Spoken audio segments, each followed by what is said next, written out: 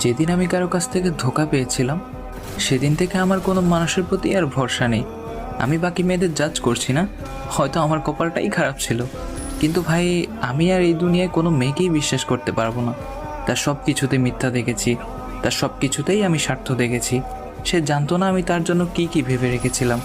আমার বন্ধুরা আমাকে বলে, দুনিয়ার বাকি মেয়েগুলা কি মরে গেছে নাকি? আরে তুই দেখ না, একটার থেকে আরেকটা সুন্দর পড়ে আছে।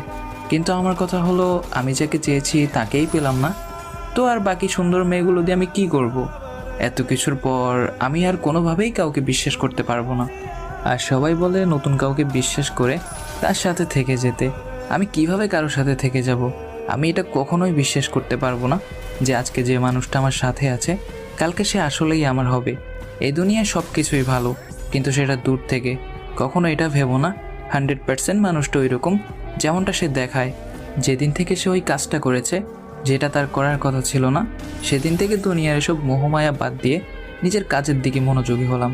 আর হ্যাঁ, আমিও অনেক ডাউন হয়ে গেছিলাম আর ডিপ্রেশনেও চলে গিয়েছিলাম।